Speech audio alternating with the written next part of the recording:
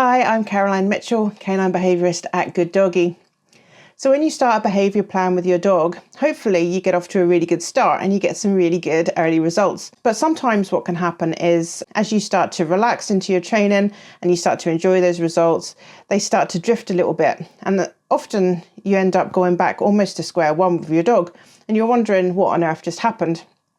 But too often people quickly relax into their training, and this gives an opportunity, because your dog has not formed a good habit yet, to sink back into his old way of doing things. So really this video is a little bit about making habits and also about knowing when it's okay to start to relax. How do you know when you should stop and you can just let your dog take over and just enjoy those habits? So we'll go into that. And also I'll talk a tiny bit about what do you do if you've already stopped and this has already happened to you and your dog is already back into his old habits. But we'll start with making a plan. So it all starts at the beginning with your brand new behaviour plan. When you start your plan, you are doing all of the hard work. And this is normal. This is the way it's supposed to be. Your dog did not choose to make a change to their behaviour. The behaviour has a purpose to them and it's worked really well for them in the past.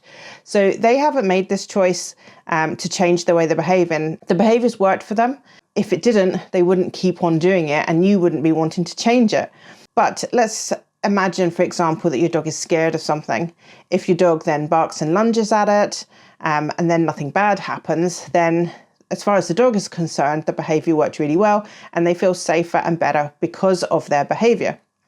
So they're not going to be in the mood to want to change that. They haven't chosen to change that behaviour. It's working really, really well for them. So all of this change is coming from you, which is why you have to do all of the work at the very start. It's possible because we know something that they don't. We know that when they were on their walk, they were always going to be safe. So at the very start of your training plan, in this example, your job is going to be to prove that to them. Once you've proved that to them, then they will come on board with you. But anyway, the point is that at this very start, you're the only one who wants to make this behaviour change. So you have to put in the maximum amount of effort. So this might look like managing their day or managing space. You might be avoiding situations that they're not ready for at those early stages. You'll always be ready. So you'll always have your treats handy, your clicker if you're using it.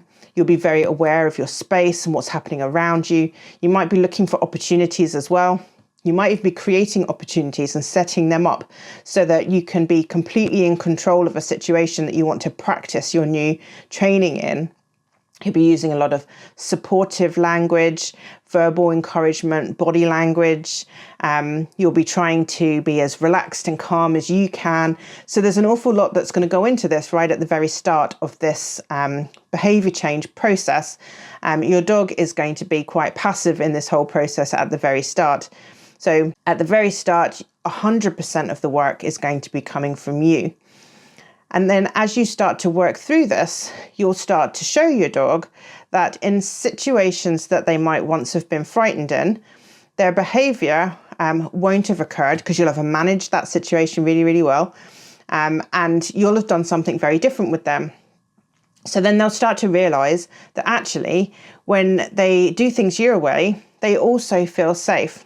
So at this point, he might start to become a bit more engaged with your plan and he might start to actually want to do it. So at this point, you'll be putting less and less effort in, and then your dog will start to take over some of this himself because he's liking the results he's getting as well. So at the very start, you're putting 100% of the effort in. So if you imagine like a seesaw, on one side, very heavy with all of your work and then very little work coming from the dog.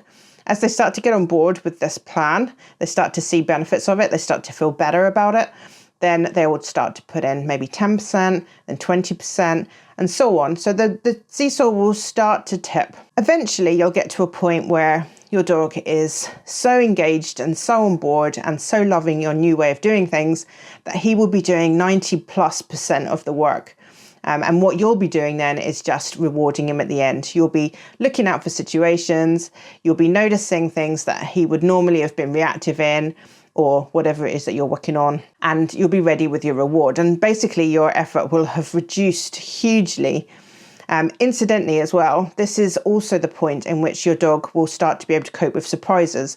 If your dog has had an issue with an anxiety, maybe they've been reactive to other dogs, for example, throughout your whole training process, you've set them up, you've managed your space, but there will always be those times when a dog has maybe just come out of an alley or around a corner and your dog has then been triggered straight into a reactive response. Right at the very end of this learning process is this time when your dog will start to handle those things better, because at this point they're not relying on you anymore to do all that training. Remember, at the start they were relying on you to do 100% of it, and as the process has gone on, slowly but surely we've got down to a point where actually they're only relying on you to do 10%, which is basically just offering that encouragement and that reward at the end. So at this stage now, because they know what to do and they have taken over control of how they behave, you can be sure now at this point they will start to respond well to surprises as well. This is often a bit that frustrates lots and lots of people, because when I come back to them for the second or third session, they'll say to me, oh, he's really great in the park, but then this dog just came out of nowhere and surprised him and we're back to square one. This is going to happen, and that's why managing your space and your environment at the very early stages of your training plan is so important, because you want to avoid this as much as you can. Obviously, you can't avoid it completely, but if you can avoid lots and lots of opportunities to undo some of your training, then you're going to progress much quicker. But I'll talk about that in a different video anyway, so you can look that up separately. But anyway, we've got to this point now where you're doing 10% of the work and your dog is doing 90% of the work. And this can happen reasonably quickly in a training plan, depending on whether you've been successful a lot, if you've had lots of opportunities to practice, etc., etc. But if all your ducks have lined up and everything has worked perfectly for you, this could happen really quite quickly. But this is not the stage to relax and stop yet. This stage is where your dog has only really just got the idea and is able to do it themselves. So yes, they are able to do what you need them to do. You're rewarding them, but that doesn't mean that they've learnt it yet. It's not a habit yet. And that's the really important thing, because there's a difference between knowing how to do something and being in a habit of doing it. This is important because if you know how to do something, you need to have your brain switched on, you need to be engaged, and you need to be thinking in order to be able to do something that you know how to do. A habit happens instinctively. So at this stage still, he needs his brain on to make sure that he's doing the right thing each time. Before now, he was in a habit of doing the old behaviour. This is the one that you've been trying to solve. We've worked really hard to get him away from going to that habit, but he could still very quickly revert to it, because that is still the habit. That's still the default instinctive behaviour for him at this time. Now, at the moment, he's got his brain switched on, so he's choosing the behaviour that you want him to choose. But there will be situations where he will be relying only on instinctive and habitual behaviour. So I talk about threshold a lot. I did a whole video dedicated just to threshold, and I suggest you have a wee look at that if you want to know more about what that means. But basically what happens is that when a dog's emotions overwhelm them, they go over this line, the threshold line, and they go into their instinctive brain. So reactive dogs suffer from this a lot. Overexcited dogs suffer from this a lot. All emotions can escalate over a threshold line, but those are the two that probably are the most obvious. So basically what happens is, as the emotion starts to build up in your dog in the very early stages, their brain is still switched on. They're feeling happy, they're feeling excited, or maybe they're starting to feel a little bit anxious and starting to worry a bit. But at that stage, the brain is still switched on. When they go across the threshold line, the brain is now switched off. They are now acting purely on instinct. And this is the area where having a habit is really important. So when he's gone across threshold, his sensible brain is not guiding him. He is not making thoughtful decisions. He is just reacting to what's happening around him. And this is the danger zone. This is where he's likely to revert back to those old behaviors that we've been teaching him not to do. So what we need to do then is we need to make this new behavior that he's learnt and that he can do whenever the situation is right. We need to make that into an instinctive habit, so that if he does get overwhelmed by something, overexcitement or fear or loneliness or anger, whatever it is, this is the behavior that he chooses. So The good news is that you've already done the hardest bit. You have taught him the behavior that he needs to know. So they say it takes about a month to form a new habit. So we just need to keep this going now for just a bit longer. You won't need to be so alert anymore. You won't need to set them up or create opportunities. You probably won't be trying to avoid situations that they can't handle. If there are still similar situations that they can't handle, then you're not ready to go on to this stage yet. So that's really important. So if you're working with a reactive dog, for example, and your reactive dog can cope with slow dogs that don't look at him, or dogs that walk past on leads, or anything else, but there's one scenario which he still can't handle. Maybe that's a dog running past him chasing a ball, or a puppy running up to him, or somebody sniffing his bum. Any of those things, if there's just one variation of his trigger that he's not ready for yet, if you still are trying to avoid that, then you're not into the habit forming stage just yet. So keep going until that happens. But if you have come to this stage now, you're not avoiding any situations at all, then all you need to do now is continue and be prepared with your treats.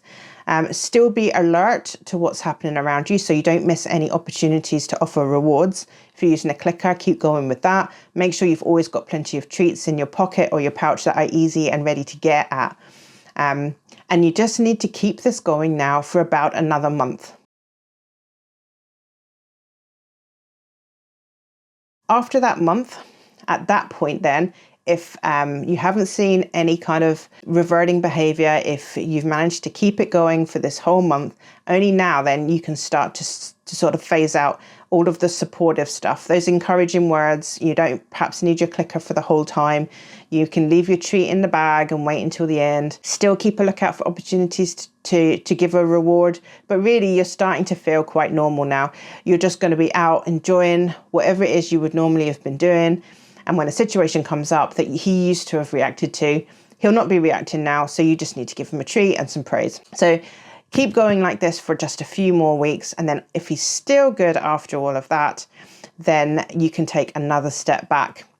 Don't be afraid though, at any moment, if you need to spend more time in each of these sections, to go back a step and just do that. Just spend more time practicing and more time making that habit for him. Dogs are just like people. Some people can break a habit quite quickly. Some dogs take longer. A month is a kind of an average number. If you can keep going for at least a month and then reevaluate, then you're going to be getting pretty close. And you're certainly going to have done a lot better than you would have done if you'd have got to the point where you go, that's it, I think he's got this now, I'm going to stop training. So you can just keep on going for another month, but don't be afraid to go back. Habits also take longer to break when they are related to some really important, powerful things, like, for example, food, safety, family, stuff like that. These things are linked to survival. I talk about Maslow's pyramid a lot. Check out my video on addressing needs if you want to know more about that. But basically the bottom two layers of Maslow's pyramid talk about the important survival needs that dogs have. So this is safety and food and those types of things. Those habits are much more powerful than ones that might be related to attention seeking or boredom or, just general sort of training needs, that kind of stuff. So if your dog's behavior is related to feeling hungry or even things like sexual behavior, reproduction needs, that kind of stuff, it's going to take longer to break than if they're just jumping up looking for some playtime. So that's something to bear in mind as well. So hopefully at this point now, you've managed to teach them the new behavior. You've guided them through that kind of habit making stage. You've weaned them off the treats. And now you're ready just to enjoy that new behavior. If you did stop too quickly though, maybe you're watching this video because you're wondering why your dog's behavior did not stick even after that first section, that first stage, then just go back to the very beginning again. Start again. You've managed to get there once. You've taught them that new behavior once. You'll do it again. So fast track them through the process that you started with, exactly how you did it before. Remind yourself of the steps that you took to teach them the behavior you preferred. And then you're just going to keep going that longer. Once you know that they can do it no matter what, then you start working through these steps, start phasing out the amount of time and effort that you're putting into it until eventually you're just giving treats, and then you can phase those out as well. Hopefully by then you'll have the habit that you wanted. Take care for now. Bye-bye.